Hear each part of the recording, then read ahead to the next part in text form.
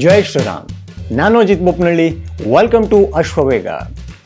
ಮೊನ್ನೆ ನಮ್ಮ ಹೊಸ CM ಆಗಿ DK ಶಿವಕುಮಾರ್ ಅವರು ಬಂದ್ರಲ್ಲ, ಅವಾಗ ಒಂದಿಷ್ಟು ನಿರೀಕ್ಷೆಗಳನ್ನು ನಮ್ಮ ಕರ್ನಾಟಕದ ಜನರು ಇಟ್ಕೊಂಡಿದ್ರು. ಏನಪ್ಪ ಅಂತ ಕೇಳಿದ್ರೆ, ನಮ್ಮ ಹಣೆ ಬರ ಕೆಟ್ಟು ಈ 3 ವರ್ಷ ಈ ಗೊತ್ತಿಲ್ಲೇಶ್ವರ ಅಲಿಯಾಸ್ ಗೊತ್ತಿಲ್ಲ ಪರಮೇಶ್ವರ ಅಲಿಯಾಸ್ G ಪರಮೇಶ್ವರ ಅಂತ ಇದ್ರಲ್ಲ, ಅವರು ನಮ್ಮ ಹೋಮ್ ಮಿನಿಸ್ಟರ್ ಆಗಿದ್ರು.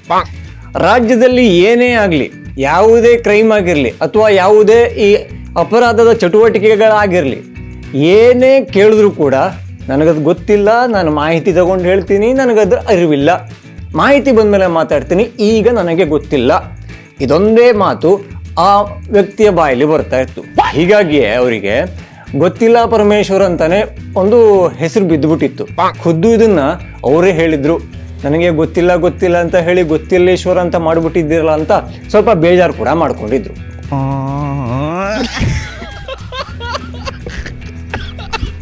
ಈ ಸಿದ್ದರಾಮಯ್ಯನವರ ಒಂದು ಅಧಿಕಾರ ಏನು ಮುಕ್ತಾಯ ಆಯ್ತಲ್ಲ, ಅಲ್ಲಿ ನಮ್ಮ G ಪರಮೇಶ್ವರ್ ಅವರಿಗೆ ಈ ಗೃಹ ಇಲಾಖೆಯಿಂದ ಒಂದು ಮುಕ್ತಿ ಸಿಕ್ತು ಅಲ್ಲ. ಈಗ ಅವರು DCM ಆದರೂ ಈ ಕರ್ನಾಟಕದ ನಮ್ಮ ಕನ್ನಡಿಗರಿಗೆ ಒಂದು ಹೋಪ್ ಇತ್ತು. ಈಗ ಗೊತ್ತಿಲ್ಲ ಪರಮೇಶ್ವರ್ ಹೋಗಿದಾರಲ್ಲ, ಎಲ್ಲವನ್ನೂ ಗೊತ್ತಿರುವಂತಹ ಪ್ರಿಯಾಂಕ್ ಖರ್ಗೆ ಅವರು ಹೋಮ್ ಮಿನಿಸ್ಟರ್ ಆಗಿದ್ದಾರೆ, ಎಲ್ಲವೂ ಕೂಡ ಗೊತ್ತಿರುತ್ತೆ, IT-BT ಕೂಡ ಇದ್ದವರು ಅವರು ಕ್ವಿಕ್ ಆಗಿ ಈ ಅಪರಾಧಕ್ಕೆಲ್ಲ ಹೆಂಗೆ ಮೂಗ್ದಾರ ಹಾಕ್ತಾರೆ ನೋಡ್ತಾ ಇರಿ ಅನ್ನೋ ಒಂದು ಭರವಸೆ ಮನ್ಸೊಳಗೆ ಇತ್ತು. ಆದರೆ ಅವರು ಉಳಿಸಿಕೊಂಡ್ರ? ಖಂಡಿತ ಇಲ್ಲ. ಯಾಕೆಂದ್ರೆ ಅವರು ಆ ಅಧಿಕಾರ ಸ್ವೀಕಾರ ಮಾಡಿದ ದಿನದಿಂದ ಹಿಡಿದು ನಿನ್ನೆ ಬೆಳಗ್ಗೆ ಇವತ್ತಿನ ಬೆಳಗ್ಗೆ ತನಕನೂ ಕೂಡ ಮಾತಾಡಿದ ಒಂದೇ RSS ರಾಷ್ಟ್ರೀಯ ಸ್ವಯಂ ಸೇವಕ ಸಂಘದ ರಿಜಿಸ್ಟರ್ ಆಗಿದೆಯಾ, ನಿಮ್ಮ ದಾಖಲೆಗಳನ್ನು ಕೊಡಿ ಅಂತ. ನಿನ್ನೆ ಒಂದು ಹೆಜ್ಜೆ ಮುಂದೆನೆ ಹೋಗ್ಬಿಟ್ರು, ಒಂದು ಮಾತನ್ನು ಹೇಳ್ಬಿಟ್ರು. ಏನಪ್ಪ ಅಂತ ಕೇಳಿದ್ರೆ, ರಾಷ್ಟ್ರೀಯ ಸ್ವಯಂ ಸೇವಕ ಸಂಘ ದಾಖಲೆಗಳನ್ನು ಕೊಡದೇ ಇದ್ದರೆ ಕಾನೂನು ಕ್ರಮ ಜರುಗಿಸಲಾಗುತ್ತೆ ಅನ್ನೋ ಮಾತನ್ನು ಹೇಳಿದ್ದಾರೆ. ಇದನ್ನ ಕೇಳಿ ಹಿಂಗೆ ನಗಬೇಕಾ ಅಥವಾ ಹೀಗೆ ನಗಬೇಕಾ ಅಂತ ಅರ್ಥನೇ ಆಗ್ತಾ ಇಲ್ಲ. ಯಾಕೆಂದ್ರೆ ಇವರೇ ಹೇಳ್ತಾರೆ ಅದೊಂದು ರಿಜಿಸ್ಟರ್ ಆಗದೆ ಇರೋ ಒಂದು ಸಂಘ ಅಂತ. ಇವರೇ ಹೇಳ್ತಾರೆ ಕಾನೂನು ಕ್ರಮವನ್ನ ಕೊಡ್ತೀವಿ ಅಂತ. ಕಾನೂನು ಕ್ರಮ ಅಂದ್ರೆ ಹೇಗಿರುತ್ತೆ?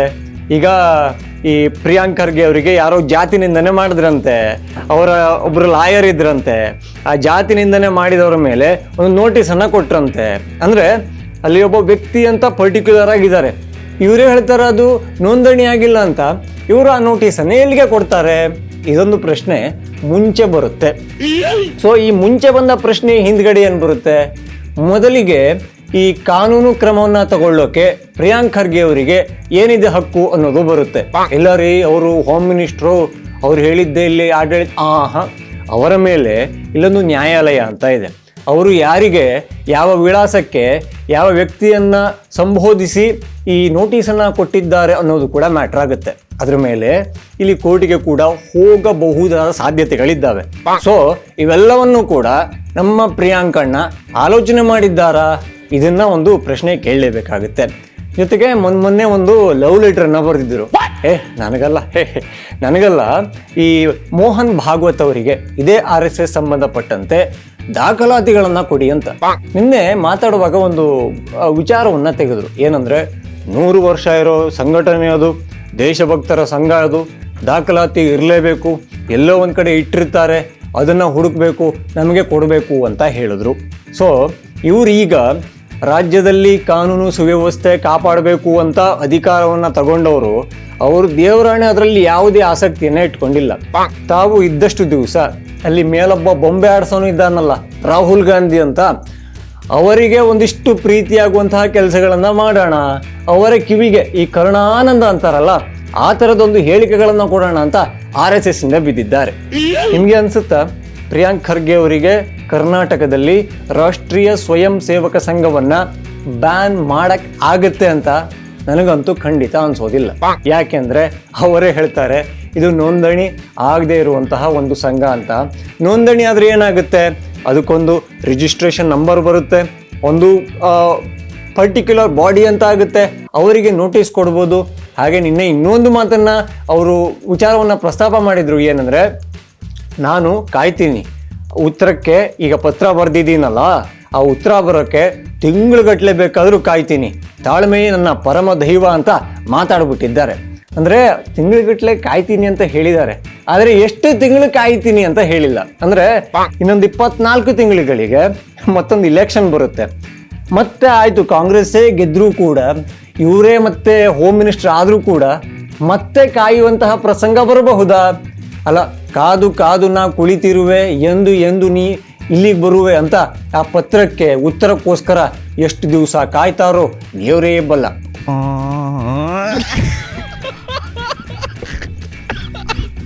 ಆ ಕಾಯ ಟೈಮಲ್ಲಿ ಅಂದರೆ ಈಗ ನೀವು ಪತ್ರವನ್ನ ಬರೆದಿದ್ದೀರಿ, ಮೋಹನ್ ಭಾಗವತ್ ಅವರಿಗೆ ಉತ್ತರ ಕೊಡಬೇಕು ಅನ್ಸಿದರೆ ಅವರಿಗೆ ಅನಿಸಿದ್ದಲ್ಲಿ ಪತ್ರವನ್ನ ಬರೀತಾರೆ.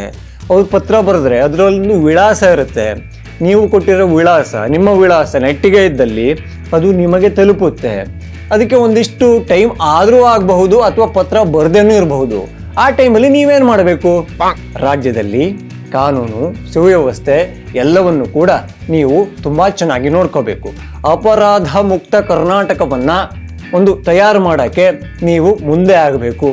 ಬೆಂಗಳೂರಲ್ಲಿ ಹಾಡು ಹಗಲೇ ಎಲ್ಲಿ ಬೇಕಾ ಅಲ್ಲಿ ಕ್ರೈಮ್ಗಳು ನಡೀತಾ ಇದ್ದಾವೆ. ನಿಮ್ಮ ಇಲಾಖೆಗಳಿಗೆ ಒಂದಿಷ್ಟು ಜವಾಬ್ದಾರಿನೇ ಇಲ್ಲದಂತೆ ವರ್ತನೆ ಮಾಡ್ತಾ ಇದ್ದೀರಾ. ಇನ್ನು ನಿಮ್ಮ ಕಲಬುರಗಿ ಅಂತೂ ಹೆಂಗಾಗಿದೆ ಅಂತ ನಿಮಗೇ ಗೊತ್ತು. ಆ ಅಭಿವೃದ್ಧಿ ಕಾರ್ಯಗಳು, ಕೆಲಸಗಳು ನಿಮಗೇ ಪ್ರೀತಿ. ಸೊ ಇವೆಲ್ಲವನ್ನ ತಲೆಯಲ್ಲಿಟ್ಕೊಂಡು ನೀವು ಕೆಲಸ ಮಾಡೋದು ಬಿಟ್ಟು, ಇಲ್ಲ RSS ದಾಖಲಾತಿ ಕೊಡಬೇಕು, ಇಲ್ಲ ಅಂದರೆ ಕಾನೂನು ಕ್ರಮ ಅಂತ ಹೇಳಿದ್ದಾರೆ. ಸೊ ಈಗ ಇನ್ನೊಂದು ಪ್ರಶ್ನೆ ಬರುತ್ತೆ, ಕಾನೂನು ಕ್ರಮ ಅಂದರೆ ಏನೆಲ್ಲ ಆಗಬಹುದು? ಚಿತ್ತಾಪುರದಲ್ಲಿ ಪಥಸಂಚಲನವನ್ನ ನಿಲ್ಲಿಸೋಕೆ ಆಗಲಿಲ್ಲ, ಅದು ನೆನಪಿರಲಿ. ಒಂದಿಷ್ಟು ಡೇಟ್ ಹೆಚ್ಚು ಕಮ್ಮಿ ಆಗಿರ್ಬೋದು, ಯಾಕೆಂದರೆ ಅದೇ ಡೇಟಿಗೆ ಇದೇ ಪ್ರಿಯಾಂಕ್ ಖರ್ಗೆ ಅವರು ಈ ಫಂಡಿಂಗ್ ಮಾಡಿ ಒಂದಿಷ್ಟು ಸಂಘಟನೆಗಳಿಂದ ನಾವು ಕೂಡ ಪಥಸಂಚಲನ ಮಾಡ್ತೀವಿ, ನಾವು ಕೂಡ ನಡ್ಕೊಂಡು ಹೋಗ್ತೀವಿ, ನಾವು ಕೂಡ ಲಾಠಿ ಬೀಸ್ತೀವಿ ಅಂತ ಬಂದು ಎಲ್ಲರೂ ಕೂಡ ಒಟ್ಟಿಗೆ ಬಂದಿದ್ದಕ್ಕೆ ಜಿಲ್ಲಾಡಳಿತ ಬೇರೆ ಬೇರೆ ಡೇಟನ್ನು ಅನೌನ್ಸ್ ಮಾಡ್ತು. ಬಿಟ್ಟರೆ ಚಿತ್ತಾಪುರದಲ್ಲಿ ನಿಮ್ಮದೇ ಕೋಟೆಯಲ್ಲಿ RSS ಪಥ ಸಂಚಲನವನ್ನ ನಿಮಗೆ ತಡೆಯಕ್ಕಾಯ್ತಾ? ಖಂಡಿತ ಆಗಲಿಲ್ಲ. ಸೊ ಅಲ್ಲೇ ಏನು ಕಿಸಿಯಕ್ಕಾಗಿಲ್ಲ ಪ್ರಿಯಾಂಕ್ ಖರ್ಗೆ ಅವರೇ. ಇನ್ನು ರಾಷ್ಟ್ರೀಯ ಸ್ವಯಂ ಸೇವಕ ಸಂಘವನ್ನ ಇಡೀ ಕರ್ನಾಟಕದಲ್ಲಿ ಬ್ಯಾನ್ ಮಾಡ್ತೀನಿ, ಕಾನೂನು ಕ್ರಮ ತಗೋತೀನಿ ಇಂಥವೆಲ್ಲ ಮಾತಾಡ್ತಿರಲ್ಲ, ಮಾತಾಡ್ತಾ ಇರಿ. ಒಂಚೂರು ರಾಹುಲ್ ಗಾಂಧಿ ಅವರಿಗೆ ಖುಷಿ ಆಗ್ಬೋದು. ಅಪ್ಪಿ ತಪ್ಪಿ ನೆಕ್ಸ್ಟ್ ಏನಾದರೂ ಅದೇ ಕಾಂಗ್ರೆಸ್ ಬಂದರೆ CM ಪಟ್ಟ ನಿಮಗೆ ಸಿಗ್ಬೋದು. ಯಾಕೆಂದರೆ ಲಾಬಿ ಮಾಡೋಕ್ಕೆ ಅಲ್ಲಿ ಮಲ್ಲಿಕಾರ್ಜುನ ಖರ್ಗೆ ಅಲಿಯಾಸ್ ನಿಮ್ಮ ತೀರ್ಥ ರೂಪ ತಂದೆಯವರಿದ್ದಾರೆ.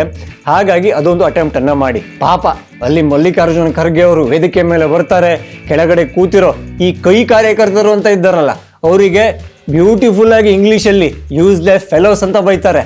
ಅದನ್ನ ಕನ್ನಡದಲ್ಲಿ ಬೈದಿದ್ರೆ ಮಾತ್ರ ಕೇಳಕ್ ತುಂಬಾ ಚೆನ್ನಾಗಿರೋದು, ದಂಡ ಪಿಂಡಗಳ ಅಂತ. ಸೊ ಅವರು ಅದನ್ನ ಮಾಡ್ತಾ ಇದ್ದಾರೆ. ಇಲ್ಲಿ ಇವರು ಹೋಮ್ ಮಿನಿಸ್ಟರ್ ಆಗಿ RSS ದಾಖಲಾತಿ ಕೊಡಿ, ನೋಂದಣಿ ಮಾಡ್ಕೊಳ್ಳಿ ಅಂತ ಮಾತಾಡ್ತಿದ್ದಾರೆ. ಅವರ ಕೆಲಸ ಅಲ್ಲಿ ಹೈಕಮಾಂಡ್ ಆಗಿ ಎಲ್ಲಾ ರಾಜ್ಯದ ಕಾಂಗ್ರೆಸ್ ಅನ್ನ ಬಲಪಡಿಸೋದು ಎಲ್ಲದೂ ಆಗಿತ್ತು. ಕರ್ನಾಟಕ ಕೂಡ ಅವರ ಪಾರ್ಟೇ. ಆದರೆ ಅಧಿಕಾರದಲ್ಲಿರುವ ಕರ್ನಾಟಕದಲ್ಲಿ ಇನ್ನೇನು ಕಿತ್ತು ದಬಾಕೋದು ಏನೂ ಜಾಸ್ತಿ ಇಲ್ಲ. ಅಧಿಕಾರ ಇಲ್ಲದೆ ಇರೋ ರಾಜ್ಯಗಳು ಸಿಕ್ಕಾಪಟ್ಟೆ ಇದ್ದಾವೆ. ಅಲ್ಲಿ ಒಂದಿಷ್ಟು ಅವ್ರು ಕೆಲಸ ಮಾಡಬೇಕಿತ್ತೇನೋ, ಅದನ್ನ ಬಿಟ್ಟು ಇಲ್ಲಿ ವೇದಿಕೆ ಮೇಲೆ ಬರೋದಂತೆ, DK ಅವ್ರು ಬಿಟ್ಟು ಬಾಕಿ ಅವ್ರೇನು ನೆಲ ಗುಡ್ಸಕ್ ಬಂದವ್ರು ಅಂತ ಕೇಳಿದ್ದಂತೆ, ಕೆಳಗಡೆ ಕೂತ ಕೈ ಕಾರ್ಯಕರ್ತರಿಗೆ ಯೂಸ್ಲೆಸ್ ಫೆಲೋಸ್ ಹೊಂದಿದ್ದಂತೆ. ಅಲ್ಲಿ ಪಾಪ ಸಿದ್ದರಾಮಯ್ಯನವರು ಮುಜುಗರ ಮಾಡಿಕೊಂಡು ಇನ್ನು ಮಾತ್ರ ನನ್ನನ್ನು ಲಾಸ್ಟ್ ಭಾಷಣಕಾರನಾಗಿ ಕರಿಲೇಬೇಡಿ ಅಂತ ಹೇಳಿದ್ರಂತೆ. ಇಂಥದ್ದೊಂದು ಆಗ್ತಾ ಇದೆ.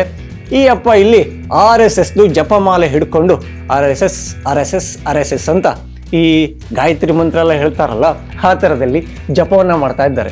ಸೊ ಅಪ್ಪ ಮಗನ ಜೋಡಿ ಮಾತ್ರ ಅದ್ಭುತವಾಗಿದೆ. ಕಾಂಗ್ರೆಸ್ಗೆ ಜಯವಾಗಲಿ, ಶುಭವಾಗಲಿ. ಇನ್ನೂ ಯಾರೆಲ್ಲ ಅಶ್ವವೇಗ ಚಾನಲನ್ನು ಸಬ್ಸ್ಕ್ರೈಬ್ ಮಾಡ್ಕೊಂಡಿಲ್ವೋ ಈ ಕೂಡಲೇ ಮಾಡ್ಕೊಳ್ಳಿ. ಹಾಗೆ ಎಲ್ಲ ವಿಡಿಯೋಗಳಿಗಾಗಿ ಬೆಲ್ ಐಕಾನ್ ಅನ್ನು ಒತ್ತಿ. ಜೈ ಶ್ರೀರಾಮ್.